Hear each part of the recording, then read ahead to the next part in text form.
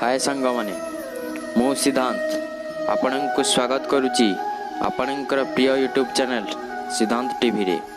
शास्त्र रे कहा जायछि जे सकाळर आरंभ शुभ काम सहित करबा आवश्यक। जेपरी आखि खोलिबा मात्रे भगवान का दर्शन करबा, तांको प्रणाम करबा, निजर हाथ पापुली को देखिबा इत्यादि। सकाळे करा जाउथवा कार्य व्यक्ति को सकारात्मक शक्ति दे थाए। या सहित दिनटी भलरे बीती थाए। सेथिपाई सकाळे करा जाइतबा काम को अधिक गुरुत्व दिया जाय थाए। सकाळे कौन करबा दरकार ओ कौन करबा आवश्यक नुहे ए सब कथा शास्त्र रे वर्णना करा जायछि। जदि एही कथा को ध्यान दिया न जाए बा अणदेखा करा जाए ताहले यह आपणकर पूरा दिन को बिगाड़ी दे पारे। ताहले आसंतु जानिबा जे ब्रह्म मुहूर्त रे उठी केउ काम करबा उचित एवं केउ काम करबा अनुचित। धार्मिक विश्वास अनुसार सकाळे उठिबा मात्रे आपण दर्पण देखंतु नहीं, एपरि करबा अशुभ बोली कहा जाय थाए। आपण जेउठी सुंती सेठारे जंगली प्राणी का फोटोचित्र लगांतु नहीं। आपण सकाळे उठी एही फोटोचित्र को देखिबा अशुभ होता है। सकाळे उठी आपणक छाई को देखंतु नहीं।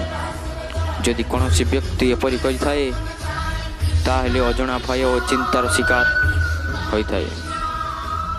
सेथिपाई सकाळे उठी एपरि भूल केबे हेले करंतु नहीं।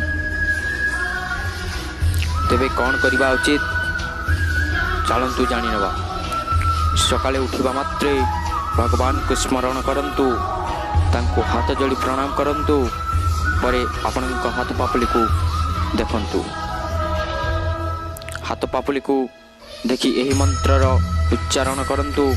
मंत्रटी होची कराग्रे पसते लक्ष्मी, कर मध्ये सरस्वती, कर मूले तु गोविंद, प्रभाते कर दर्शनम।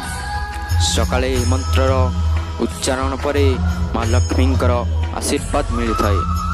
शास्त्र रे वर्णित रही जे हाथर अग्रभागे माँ लक्ष्मी, मध्य भागे सरस्वती और मूल भागे भगवान विष्णु वास करती।